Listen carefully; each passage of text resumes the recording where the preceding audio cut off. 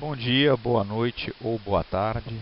Isso vai depender do horário que você está acessando esta aula.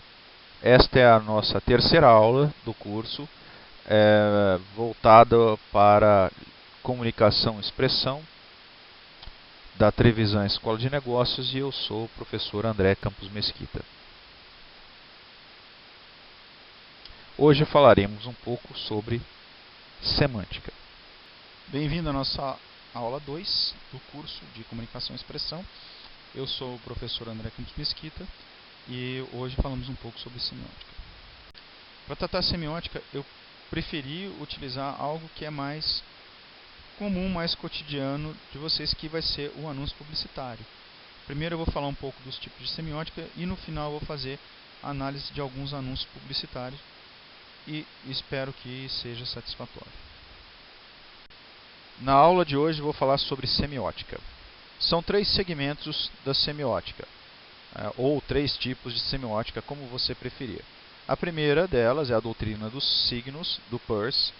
A do formalismo russo é também uma bem famosa, que é a de Bakhtin e Jacobson. E a da qual eu vou falar, que é a semiótica do Greimas, que é mais voltada para a teoria da significação e que tem mais a ver com o estudo e o pensamento dos textos que nós vamos estudar nessa aula, certo? A semiótica que nós vamos estudar aqui não é a semiótica da palavra, da frase ou do signo. Essa semiótica que nós vamos estudar aqui é a semiótica que tenta explicar o sentido do texto, ou seja, aquilo que o texto diz. E entender também quais são os mecanismos que constituem essa interpretação do texto. Ok? Esses mecanismos que a gente pode entender da semiótica, eles são dois tipos: a organização linguística e discursiva do texto e a relação com a sociedade e a história. Isso é importante ter essa relação para que a gente entenda e consiga fazer esse tipo de análise discursiva. Ok, o que é o texto para a semiótica, primeiramente? Nós vamos entender texto não simplesmente como o texto escrito ou o texto falado, lido, por exemplo. Texto é todo e qualquer conteúdo que tenha uma expressão complexa e expressa qualquer seja um discurso possível. Então, exemplo, uma placa de trânsito, ela pode ser lida como um texto, porque todo tem ali uma ideia e nós temos de entender qual é a ideia que tem ali. Bom, esse texto da semiótica ele é dividido em duas partes, em plano do conteúdo e plano da expressão. Plano do conteúdo é o básico, é a primeira parte do que está contido no texto, é a leitura que nós vamos fazer daquilo que está antes, né, do texto em si. E o plano da expressão é aquilo quando ele está já expresso, posto no mundo, ou seja, por exemplo, a placa de trânsito, o artigo de jornal, o artigo de revista, qualquer que seja na sua forma expressa. Mas hoje nós vamos falar um pouco mais sobre o plano do conteúdo e os níveis de divisão do plano do conteúdo. Ok, como nós dividimos o plano do conteúdo? O plano do conteúdo ele é dividido em três níveis. Um primeiro nível, nível fundamental, que é mais abstrato, elementar e mais constante. O nível narrativo e o nível do discurso, que é mais concreto, complexo e variável. A partir daí, saímos do nível do discurso, aí para cima é o plano da expressão. A gente muda já para discurso, texto, artigo ou qualquer coisa que seja que está ali no plano da expressão. Por enquanto, vamos nos deter no plano do conteúdo. Quando você percorre, aí como essa seta verde, do fundamental para o concreto, nós estamos fazendo o percurso gerativo, ou seja, a geração do sentido, a geração daquilo que está sendo dito no texto, certo? Aí nós vamos explicar os sentidos do texto a partir daí. Quando você faz a explicação, na verdade, do sentido do texto, você começa do concreto e tenta focar no nível mais abstrato. Ou seja, você começa no nível do discurso e desce para o nível fundamental. certo? Aí você faz o percurso da seta azul, que é o percurso interpretativo. Você está interpretando, tentando encontrar e explicar os sentidos que existem naquele texto. Ok? Bom, vamos falar um pouco mais sobre esses planos. Como eu já havia começado a falar para vocês sobre o plano do conteúdo, eu vou apresentar esse quadro do GREIMAS para que a gente já tenha uma ideia mais profunda, mais exata do que é cada um desses planos, certo? Ok, vamos pensar começando no nível fundamental. Primeiramente eu tenho que falar que há dois componentes ali, né? O componente semântico que vai dar sentido às coisas, e o componente sintático, que é aquele que vai dar a estrutura. Então tem duas formas, o nível sintático e o nível semântico. Ok, no nível fundamental, como ele é um nível muito básico, muito ainda no nível bem primário ainda, eu ainda não tenho estrutura sintática aqui ainda. Então você vê que o quadradinho ali é vazio. Então vamos falar no nível fundamental mais do que é o componente semântico, ou quer dizer, do sentido. São poucos os elementos que existem ali no plano do conteúdo. No geral, são esses três aqui: vida, morte, natureza, cultura, continuidade e descontinuidade. São parênteses que eu não quero que vocês entendam cultura no sentido caderno de cultura, que está falando de teatro, cinema, televisão. Não é nada disso. Aqui, cultura, eu estou me referindo a tudo aquilo que é tocado pelo homem. Então, natureza está no seu estado ainda intocado. Cultura está no seu estado modificado pelo homem.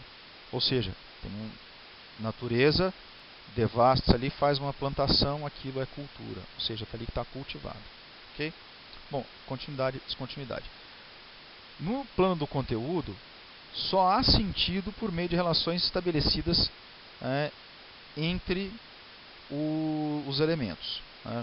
Esses elementos, o elemento vida só ganha sentido quando em oposição à morte, natureza só ganha sentido em oposição à vida, continuidade e descontinuidade só um em oposição ao outro. Então, ele só tem sentido nas relações que estabelecem, que dão a sua coerência. E é assim que eles vão adquirir o seu sentido. Pense, por exemplo, numa fábula famosa, como a da formiga e da cigarra. Deve conhecer essa fábula. Quem não conhece a fábula, é só procurar na internet que vai encontrar e vai poder se aprofundar mais. Mas, em linhas gerais, o que acontece nessa fábula? A formiga trabalha, a cigarra canta. Chega o inverno, a cigarra cantou o período inteiro, não trabalhou. Ela tem fome e vai bater a porta da casa da formiga, que tem ali alimento. Há duas versões: uma que a formiga aceita a cigarra para ela cantar para ela, outra que ela bate a porta e a cigarra morre de frio, mas isso não é o que nos interessa. Vamos pensar isto no nível mais fundamental. Quando pegamos essa história, analisamos ali no nível fundamental, tudo aquilo que a formiga trabalha para alimento porque ela quer se afastar de morte e caminhar em sentido vida, certo? Aqui o único sentido que tem é essa oposição, mesmo quando vemos a cigarra. Não cantar para a cigarra é o não existir, é não modificar, ou seja, deixar no estado natural. Quando a cigarra canta, aquilo passa a ser um estado cultura, certo? Então, cultura, oposição à natureza. Também pode ter oposição vida-morte. O não cantar da cigarra é morte, o cantar é vida. Então, é uma oposição muito básica nesse nível fundamental. Okay? Vamos entender mais ou menos como é que isso funciona. Antes falamos um pouco aqui sobre o que é, antes de continuar, falamos um pouco sobre o que é o objeto de valor. O objeto de valor é tudo aquilo que é desejado pelo sujeito. Como no exemplo da formiga e da cigarra, a formiga deseja vida. E por isso, nesse objetivo, ela acumula alimento. Para a cigarra, há também o conteúdo vida. Quando no inverno ela se vê sem comida, ela sai em busca do quê? Ela sai em busca de alimento, porque ela está ali procurando também vida. Não estar junto da vida, no nível fundamental, é morte. Se você não tem vida, você está em morte. Okay? Não que isso significa que o sujeito está morto. Não. Ele tem que se afastar da vida, se afastar da morte em direção à vida. Ok? Bom, o objeto de valor pode ser qualquer coisa. Se o sujeito tem o objeto desejado, o objeto de valor, ele está em conjunção com o seu objeto de valor. Então, se tem lá a formiga no final da história, ela está em conjunção com o objeto de valor, ou seja, em conjunção ali com a comida, ou seja, em conjunção com vida. A cigarra, no momento em que ela sai para procurar ali no inverno comida, ela está em disjunção com o seu objeto de valor, que é a vida. Ela está próximo da morte. Então ela busca o que? Ela se move no sentido de ir à casa da formiga, bater lá na porta da formiga, para entrar em conjunção com o seu objeto de valor, que é a vida. Ok? Básico. Tá?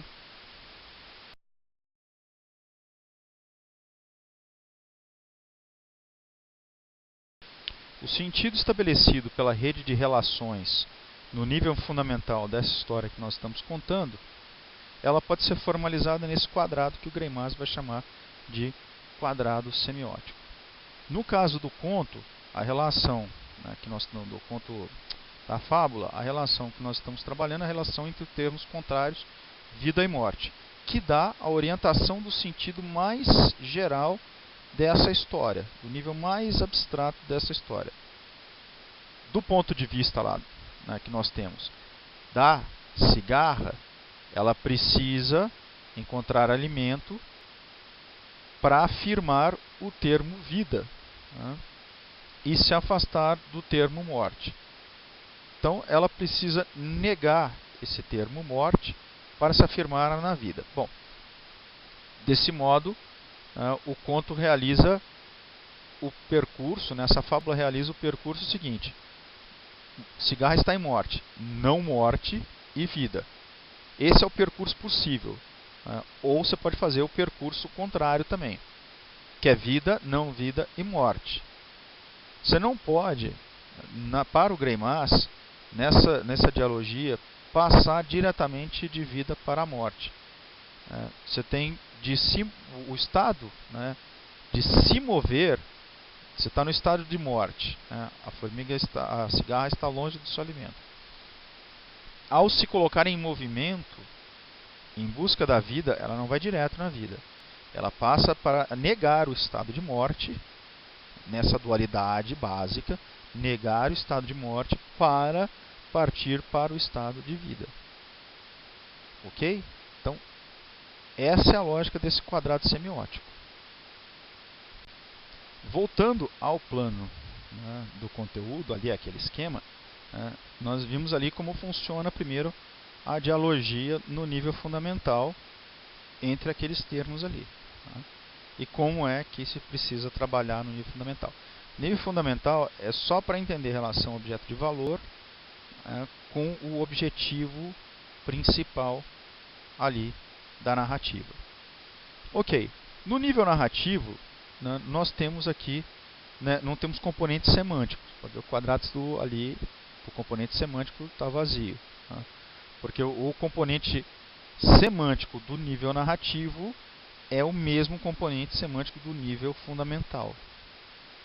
Ele ainda está ali nessa leitura do nível fundamental e a gente vai ver como é que isso se opera.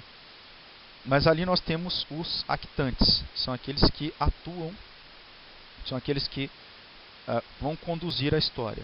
E a condução da história se dá de acordo com um diagrama aqui abaixo, a seguir. Aqui no nível narrativo nós vamos falar das movimentações já dos actantes. Os actantes são aqueles sujeitos que estão na narrativa. São aqueles sujeitos que participam da narrativa em si. Certo?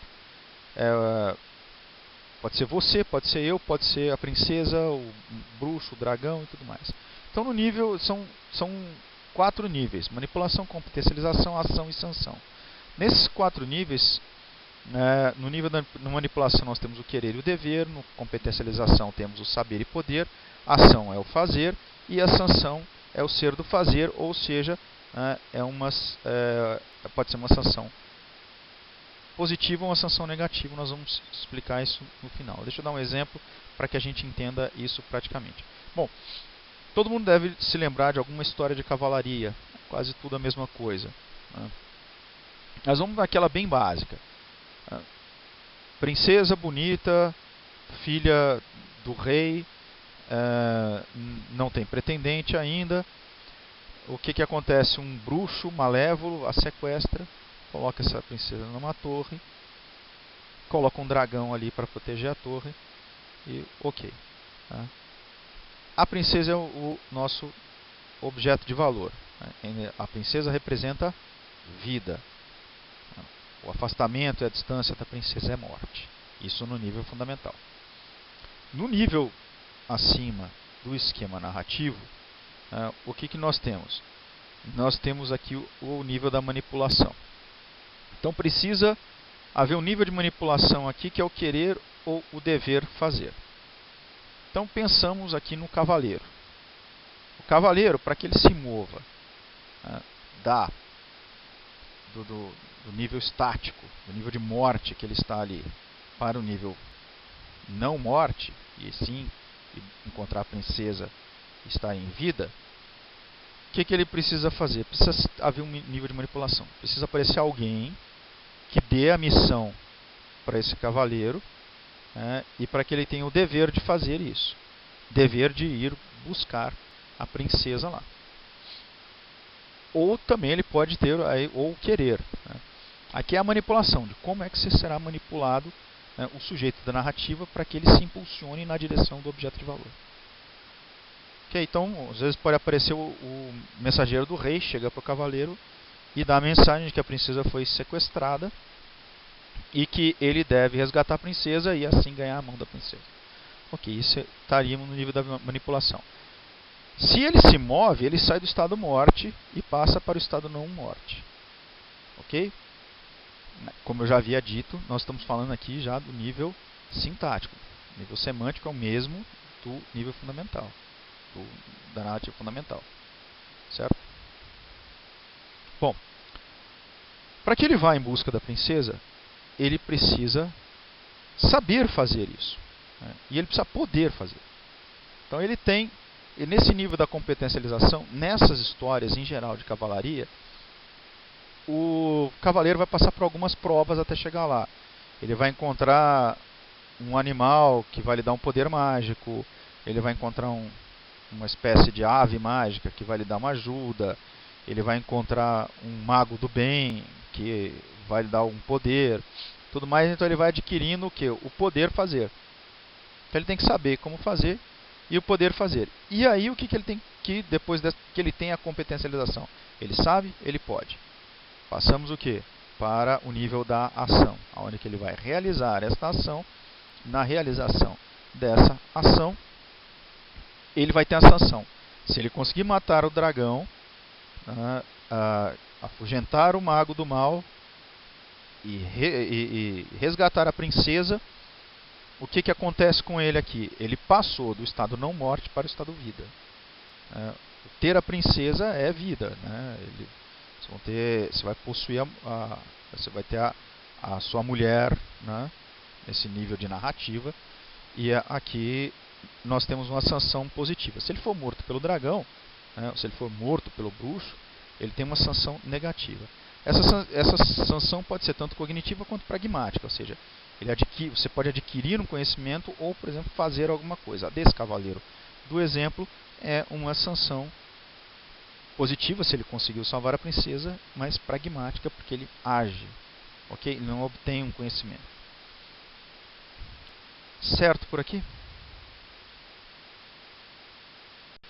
Aqui na modalidade das paixões, nós temos aqui o destinador, destinatário, como eu já havia dito anteriormente, aquele que vai dar a missão, que é por meio de uma comunicação ao destinatário. Nós temos aqui o sujeito da ação, que a partir que ele é o mesmo destinador, o destinador é o sujeito da ação, e ele parte em busca do objeto de valor, que é aquilo que, se ele está em disjunção, né, ele tem que entrar em conjunção. Ele parte na busca do seu objeto de valor aqui. Bom, e é essa mais ou menos o esquema das modalidades, como a gente já havia dito. Então, resumindo aquilo que a gente disse no quadro anterior, esquema da manipulação, nós temos o destinador ou destinatário, que vai dar a missão, né, para o destinatário querer ou dever fazer. Ali nós temos, no nível da ação, a performance e a competência, né, que é a competência é o saber ou crer, o poder, né, o saber ou acreditar que sabe, né, o poder ou acreditar que pode também, né. E a performance, que é o ser ou fazer. E aí nós temos a sanção, que volta, né, destinador e destinatário. Por exemplo, no caso da princesa, quando o cavaleiro volta trazendo a princesa para o rei, aqui nós temos o ser do ser. Nós temos a sanção ali no final. Então ele ganha a mão da princesa e aí termina a história. Dentro dos esquemas narrativos, ainda temos o ser versus parecer. Isso você vai ver em uma série de tipos de narrativa, né? Então são esses níveis que nós temos aqui: o ser, parecer, o não parecer e o não ser. Vocês já devem ter percebido diversas narrativas em que esse tipo de coisa acontece, né? Algumas novelas, por exemplo, há, né, aquele sujeito que é o vilão, né, mas ele é vilão, mas ele não parece vilão, né? Ele é dado como o bom, né? Então aí você pega aqui a seta ali, você pega vamos pegar ele é vilão, né? Ou então quer dizer, então está no ser. Só que ele não parece vilão. Então o percurso que a história vai fazer é o seguinte, né, do não parecer para o ser. E isso está no nível secreto. Quer dizer, está em segredo que ele na verdade é um vilão. Então está vendo a seta que sai do não parecer para o ser? Nós vamos passar, e essa passagem é do nível do secreto.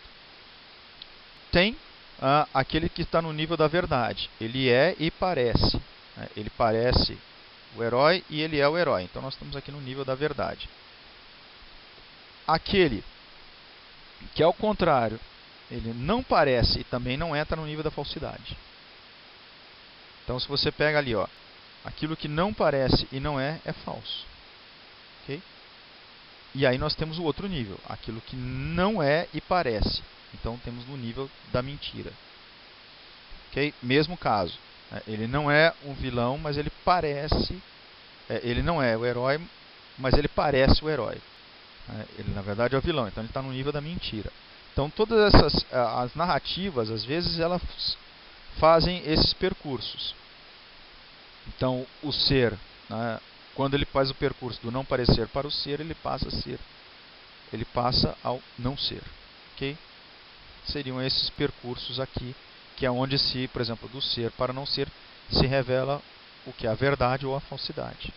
Do parecer para o não parecer, se revela a verdade ou a falsidade. Ok?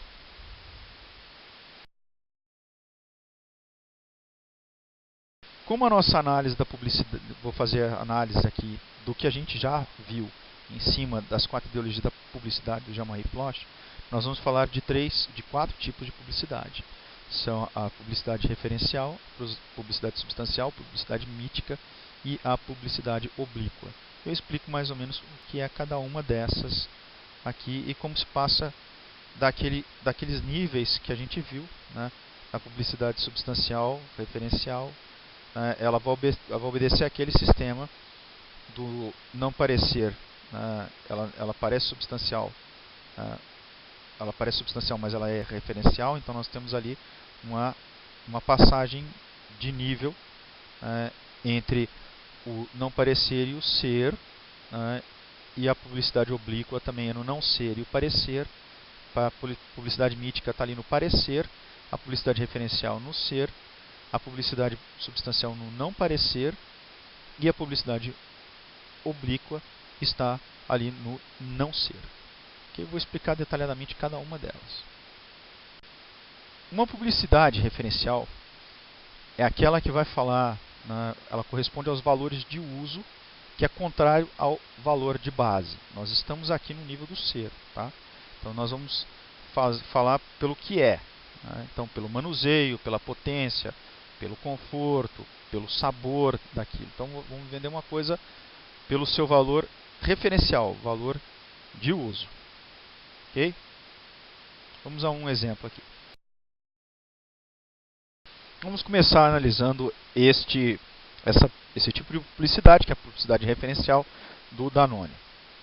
Bom, primeira coisa, quando ele vai te vender Danone, ele vai te mostrar que ele vai te propor alguma coisa que você não tem. Ele vai te propor um objeto de valor aqui. Esse objeto de valor é saúde. Aqui, no caso, saúde para mulher. Esse, não sei se vocês sabem, é um iogurte que é para ajudar no trato intestinal, uma coisa assim. Então, uma publicidade difícil de trabalhar, até porque nós estamos falando do seu intestino. Né? Ok? Aí, vamos dar uma olhada na propaganda. Ela tem um formato mais ou menos aqui como se fosse uma agenda. Você vê ali 16 de junho, uma terça-feira, e ali tem ali algumas coisas que estão relacionadas aqui no canto esquerdo dela. Aparece uma pessoa ali tomando iogurte, aparece o iogurte aqui. Vocês podem ver que é bastante colorido. Né?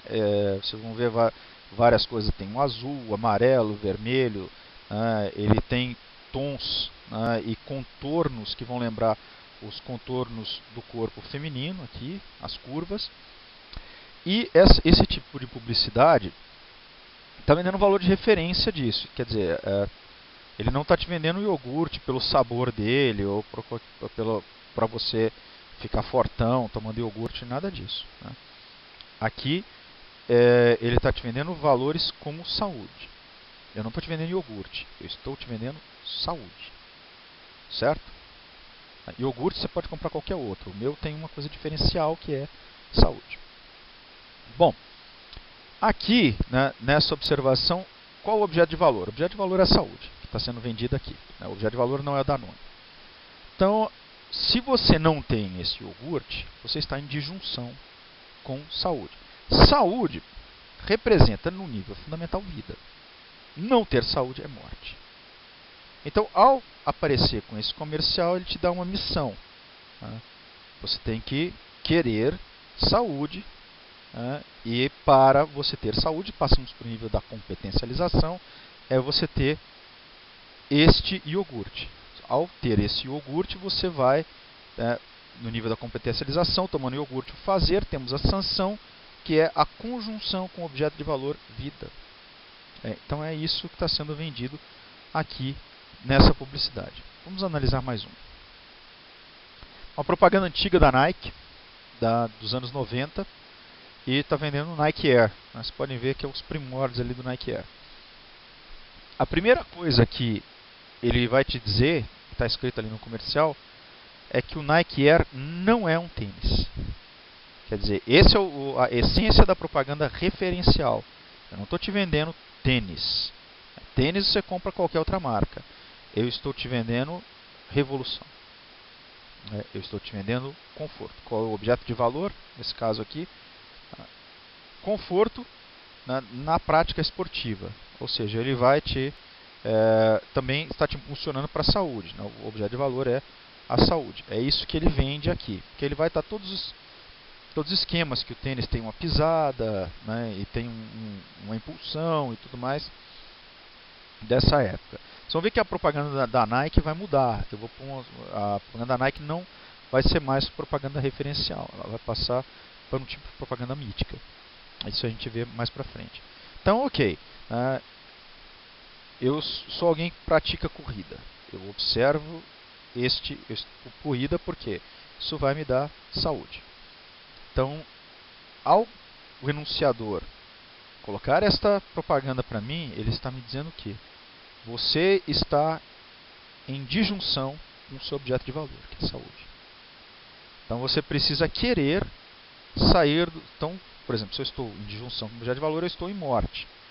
Você precisa querer sair do seu estado de morte, porque saúde é vida, e me lançar na busca da saúde. Então eu tenho de ter este tênis, né, que é o nível da competencialização para que eu saia, né, de morte para não morte, e sim alcance a saúde, que é vida. Ele não está me vendendo tênis, ele vende saúde aqui. Esse é o ponto básico dessa interpretação da publicidade que nós temos aqui. Então você pode ver que tem um texto todo aqui. O elemento no nível fundamental, morte e não morte. No nível narrativo nós estamos aqui falando dos actantes, né? O actante no caso sou eu, o destinador é o anúncio que fala para mim. Aquele que vai querer fazer vou ser eu, que vou ter que querer entrar em conjunção com a saúde. Então vou buscar comprar este tênis. Esse é o tipo de leitura possível aqui. Bom, passamos para um outro tipo de modalidade de propaganda. Bom, nós temos então a publicidade mítica, que é aquela que está no nível do parecer, como a gente já tinha visto ali naquele quadrado. Então aqui eu não vou vender para você nem coisas referenciais como era da propaganda da publicidade referencial. Aqui eu vou vender valorização utópica, né? Corresponde aos valores de base, né? Ou seja, valores existenciais, identidade, vida, sexo, aventura. Isso que vai estar nessa publicidade mítica. É a publicidade do parecer. Certo? Vamos analisar algumas, porque a partir dessa análise a gente vai entender o que significa esse tipo de publicidade. Essa propaganda é conhecida fracasso, né, nos cases de propaganda. A propaganda da Sandy e da Devassa era todo mundo tem um lado Devassa, né? Isso quer dizer até a Sandy. Bom, ok. Vamos observar um pouco essa propaganda para fazer uma leitura do básico.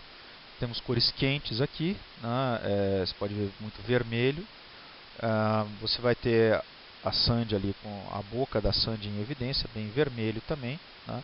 É um decote generoso para também vender também esse tipo de valor nessa publicidade mítica com o valor de base. Podem ver a mão dela ali segurando, né, a copo de cerveja, né, de uma forma, digamos, bem sedutora, né, segura, e há uma espuma entornando ali em cima do copo, né. Aí cabe a cada um fazer a interpretação que quiser. Não vai dizer que os publicitários não pensaram nisso. E quando a Devassa apresenta essa propaganda, ela está trabalhando com um valor de base, está trabalhando com publicidade mítica. Ela não está te vendendo cerveja. Aqui não tem nenhuma menção a dizer que a cerveja é gostosa, que a cerveja é gelada, que ela tem lúpulo, que ela tem cevada, que ela tem gás e tal, e coisas do gênero. Não é nada disso. O que nós estamos vendendo aqui é sexo. O que a publicidade, esse tipo de publicidade vende é simplesmente sexo. Sexo, vamos entender no nível fundamental, é vida, né? Sexo está em vida, não sexo é morte. Então temos aqui um enunciador que propõe este anúncio para você. Você, né, o que está dizendo? Todo mundo tem um lado devassa, né? E a diferença entre ser a pessoa certinha e ter o seu lado devasso, que é o lado que você vai fazer sexo, é possuir essa cerveja. Então a cerveja se coloca no nível da competencialização, que vai levar você ao sexo. É essa a ideia. E é uma prática comum em comerciais de cerveja. Algumas publicidades que vocês vão ver com valor de referência, como você vai ver, por exemplo, uma propaganda da Stella Artois, que ela vai mostrar o trigo, a cevada, a composição, os tonéis, tudo mais. Isso sim é a cerveja pelo valor referencial. Não é esse o que a Devassa está vendendo aqui. Então Então, apresento como destinador o anúncio. O destinatário é aquele que está vendo o anúncio. Ele está vendo o seguinte: tomando essa cerveja, você vai ter o seu lado devassa. Ele faz um trocadilho, e aí você vai entrar em conjunção com o seu objeto de valor, que é o sexo. Então observem a propaganda e observem todos os detalhes: a posição da mão da Sandy, o sorriso dela, o modo como ela olha, a maquiagem e todas essas coisas que vão ser que tem assim as suas sugestões. Eu tive alunos já que já viram diversas coisas aqui, né? E coisas que eu, por exemplo, não tinha observado, né? Então observem e você pode fazer a sua leitura. Mas o básico é isso. Ok? Vamos passar para um próximo. Propaganda da Adidas, publicidade mítica da Adidas 2006, propaganda com o Kaká.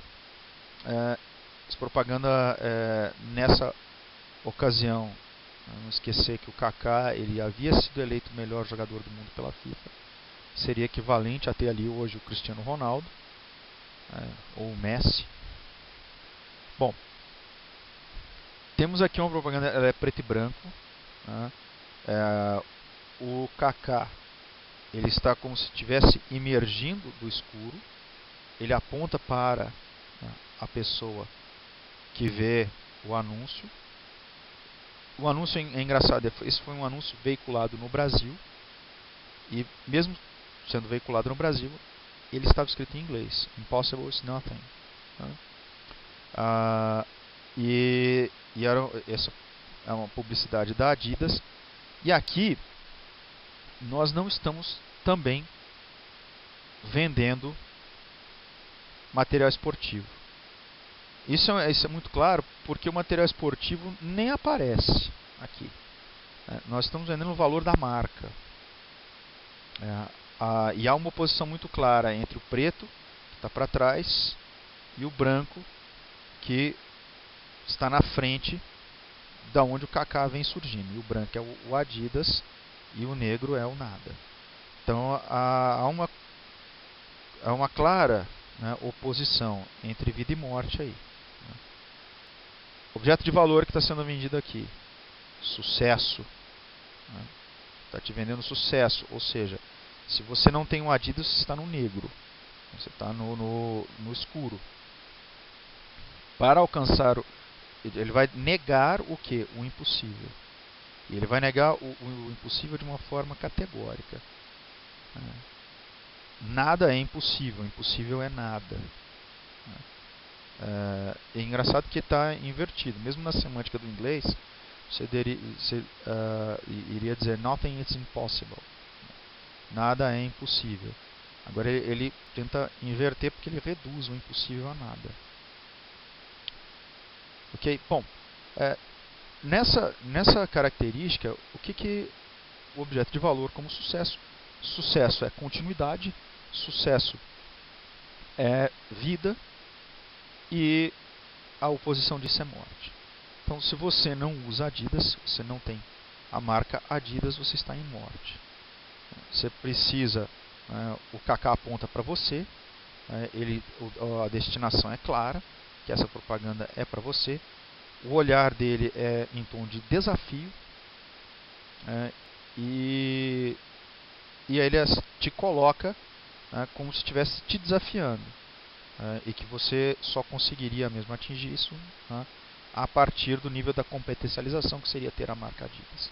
Ao ter a marca Adidas, você tem a competência para ter o fazer e ter a sanção positiva e ter o sucesso.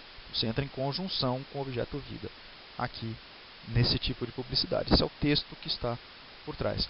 Há muitas possibilidades de leitura e análise desse texto, só que eu não tenho tanto tempo assim aqui para ficar analisando todos os dados. Mas é basicamente essa a ideia.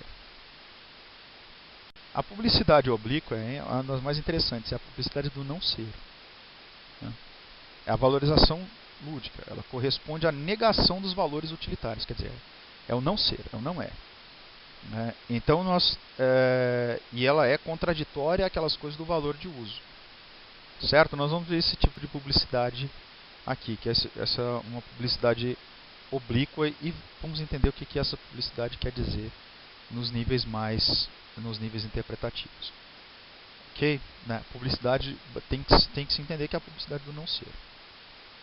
Propaganda do Itaú Personalité 2012. Nós temos uma mulher, aqui, cabelo preso, mulher branca, olhos claros, uma feição mais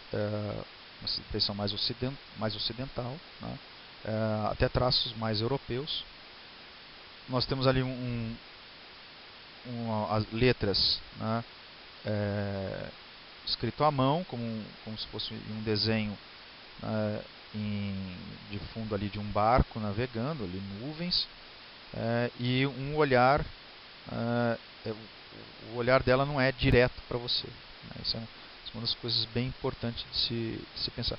E ainda mais, aqui nós estamos trabalhando com cores de tom pastel, que elas são cores que trazem conforto, né?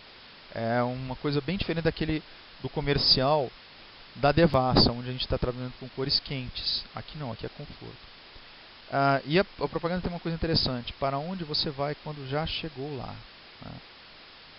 O que é chegar lá? Chegar lá é, na verdade, obter sucesso.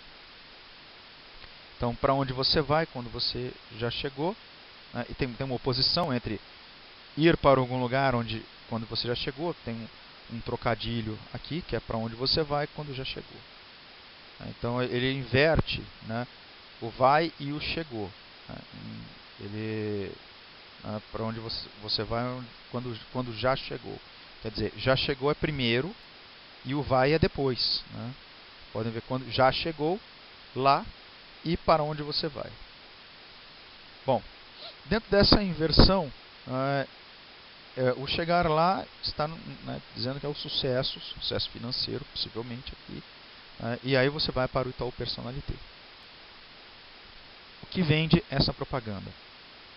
Aqui eu não estou falando em nenhum momento de tarifa, eu não estou falando em nenhum momento de facilidade, de crédito, conforto, ar-condicionado, nada disso.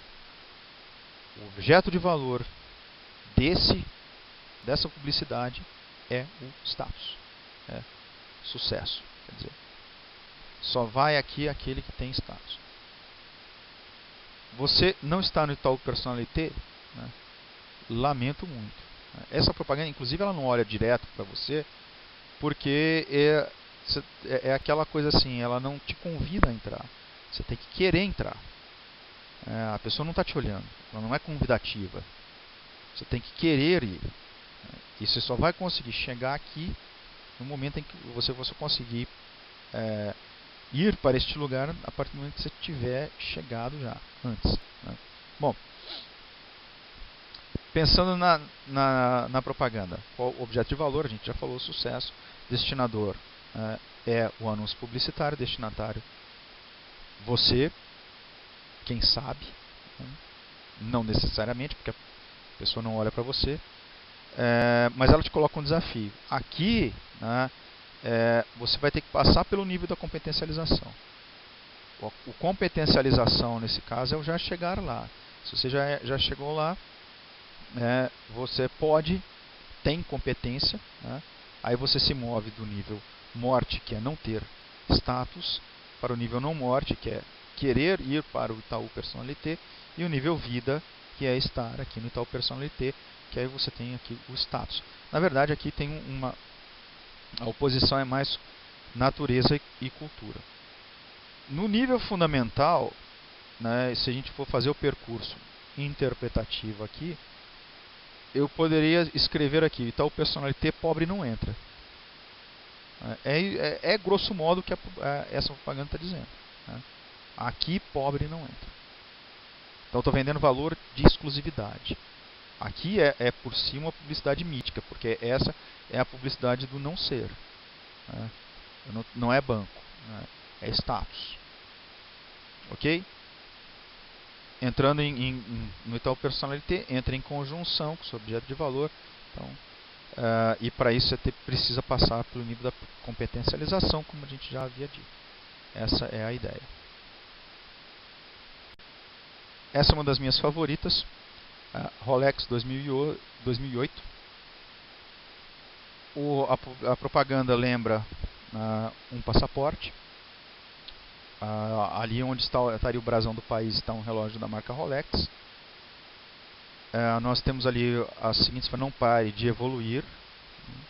O Rolex Fragment, aqui o nome do relógio, a extensão dos seus limites. Lembra que passaporte é o que? A partir do passaporte que você... Limite é o mesmo que fronteira. A partir do passaporte você pode fazer o que? Você pode atravessar as suas fronteiras com o seu passaporte. E é uma coisa bem interessante que dependendo do passaporte, você pode entrar em um país ou não pode. Tem países, por exemplo, se você é um membro da Comunidade Europeia, você não precisa ir de nenhum visto para poder transitar ali. Então, quer dizer, os seus limites são um pouco maiores se você tem um passaporte espanhol ou inglês do que os limites do brasileiro. Bom, nós temos aqui, nós não precisamos de visto nem nada para circular pelos países do Mercosul. E esse é o nosso limite. O nosso limite é circular aqui, que é para os Estados Unidos precisa de visto. Que é para o Canadá, que é para algum lugar, tem um visto. Mas o que diferencia um passaporte de outro? Na verdade é o país de origem. Então, o que tem no lugar do brasão do país, do símbolo do país aqui? É um relógio Rolex. O que o Rolex... O Rolex também, ele não está vendendo... Esse relógio é pontual, esse relógio é bom, não quebra. Não está vendendo nada disso. Rolex é uma marca, é um status. Ele também te vende um status aqui. Aqui ele te vende luxo. E o que acontece? Se você tem um Rolex, se você tem o Rolex e esse é o seu passaporte, os seus limites são maiores. Você vai entrar em lugares em que outras pessoas não entrariam. Bem interessante também, oposição entre branco e preto. O relógio emerge ali do preto. Propaganda também foi veiculada no Brasil. E aqui você pode ver o que? O preto é o fundo, é morte. O relógio vem emergindo do preto também e em vida. Então quer dizer, não ter status, não ter Rolex, não ter os seus limites, não ampliam os seus limites. E você não está evoluindo. Evoluindo aqui é visto como uma coisa positiva. Então vamos lá, destinador, a propaganda, destinatário é você. Aqui o nível, como aqui nós estamos no não ser, o nível sempre é o nível da competencialização. Ele vai trabalhar muito com o nível da competencialização. Você só vai poder ter esse relógio se você tiver competência para tê-lo. Aí sim você tem a sanção positiva. O máximo que uma pessoa não tem dinheiro para ter um Rolex é que a sanção é negativa, porque ele não tem a competencialização para estender os seus limites. Ele não tem a competencialização para atingir o status. E ele vai ficar em morte e a sanção dele é negativa. Resta a esta pessoa ou se conformar ou chorar. Bom, então eu acho que esses são os dois tipos de publicidade oblíqua. Qualquer dúvida a gente tira mais para frente. Essa é uma propaganda antiga da Apple. Você pode até ver pelo tipo do computador, ainda é aquele monitor com tubo. Mas é uma propaganda que ele vai dizer Shake Not Jack. Chique e não, como vou dizer, não nerd. Se bem que nerd não é tradução de Jack, porque as duas palavras são inglesas. Mas não aficionado por computador.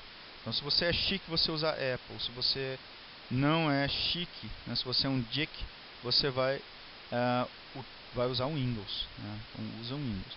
Eu coloco essa propaganda aqui, não vou entrar muito no detalhe dela, não, mas é uma propaganda oblíqua. Ela não está vendendo as coisas do computador, e sim o valor de ser chique. E eu vou mostrar como essa publicidade da Apple ela mudou. É bem interessante a gente colocar essa propaganda em conflito com uma outra da Apple e a publicidade da Adidas em relação àquela publicidade da Nike, né? Como também as publicidades de marcas esportivas também mudaram. Ok? Aí eu depois explico, essa daqui deixo para vocês fazerem a interpretação dela e vou passar depois só para outro tipo de publicidade que a gente vai ver agora. Essa publicidade substancial é aquela que está no lugar do não parecer, né? Então, no não parecer, nós vamos caminhar para o ser. Então, nós vamos vender aqui as coisas pelo valor de uso mesmo, né? E aí é bem interessante entender, aqui nós vamos qualidade de preço, custo-benefício, é esse tipo de publicidade, né? E a gente vai ver que tipo de publicidade se encaixa aqui nesse tipo de... O que é valorizado aqui. Não tem nada de valores existenciais, não vamos passar por nada disso. Ok? Então vamos analisar uma primeira aqui. Ok, propaganda da Decolar. Nós temos aqui bem, não são cores mais frias, né, oscilando aqui com umas cores quentes. Nós temos um porteiro olhando para você e recebendo você, né? E aqui nós temos a essência da propaganda substancial, tudo com preço já, né? Tudo com preço, mostrando aqui que como uma coisa convidativa e chamativa. Essa publicidade é justamente o contrário do Itaú Personalité, né? No Itaú Personalité poucos podem, aqui muitos podem, qualquer um pode. Por isso eu coloco o preço e chamo as pessoas. Esse tipo de publicidade é bem interessante, porque é uma publicidade que surge a partir da ascensão das classes C e D. Quando as classes C e D passam a viajar para o exterior. Se você pega uma propaganda, uma publicidade de viagem para o exterior, né, era uma coisa vista com muito status, muito luxo. Então precisou se fazer um trabalho na classe média, né, na classe C e D, para mostrar que eles também podem viajar para o exterior e descobrir que eles também são público consumidor daqui. Então é bem convidativo, o nível da competencialização é bem baixo, é aquele que sim, todo mundo pode. Então eu te dou, né, aqui preços, o melhor preço para o seu hotel. Aqui, né, a relação custo-benefício está bem clara, porque ele coloca ali as estrelas, né, de cada um dos hotéis e coloca, né, o preço na relação custo-benefício. E essa daqui é totalmente a propaganda do não parecer.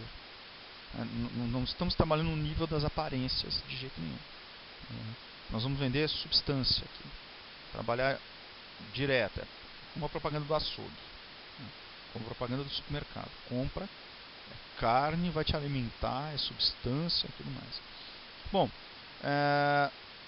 aqui é uma missão clara: viaje para o exterior, né? Viajar para o exterior é entrar em conjunção com o objeto de valor. O objeto de valor aqui, né, é a aventura, né, o objeto de valor é o conhecimento, né, de outros lugares. É também conforto, porque está vendo no hotel aqui com as estrelas, tem aqui esses valores. E tem uma missão, né?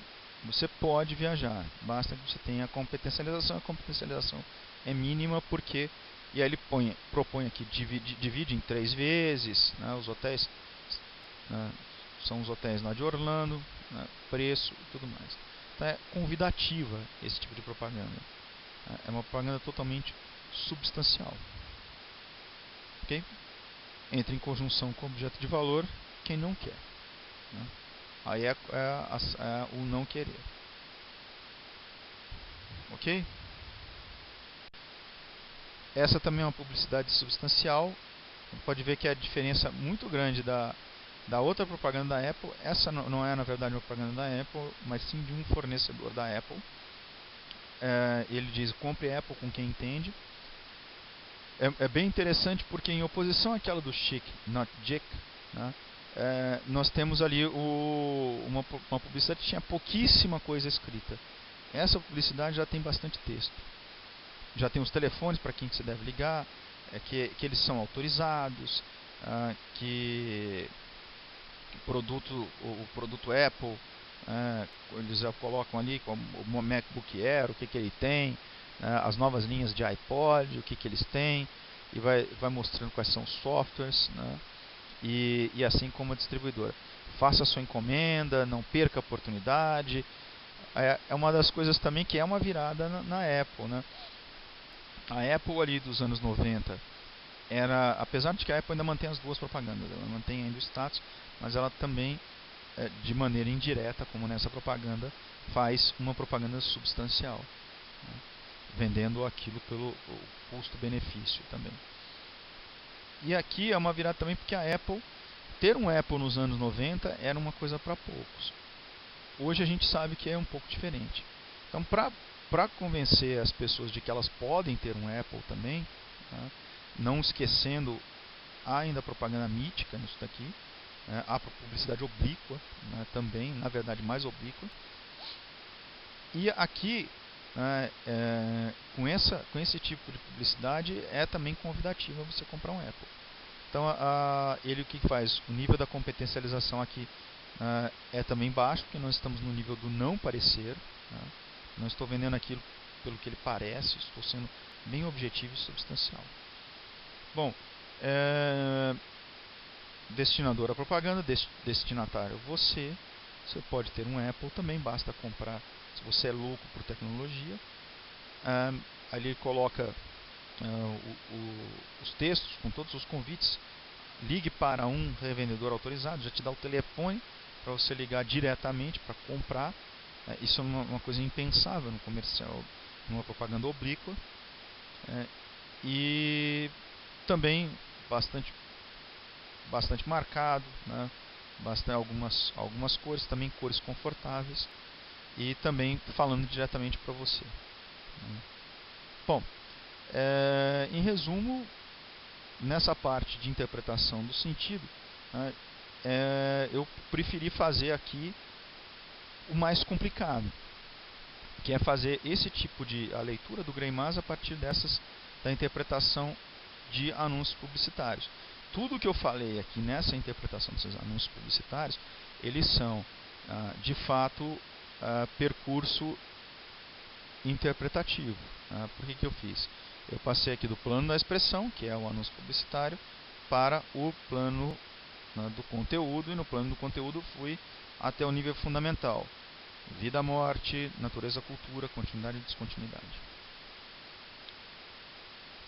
A partir daqui nós entendemos o que as propagandas, qual é o texto que tem por trás dessas propagandas. Não é o texto simplesmente ler a propaganda e entender, mas simplesmente mas é mais profundo, que a gente entenda o que de fato a propaganda diz para nós, né? Bom, espero que vocês tenham entendido. Qualquer dúvida, eu vou abrir um fórum sobre isso, a gente conversa um pouco. Ok? Então, muito obrigado. Até a próxima aula.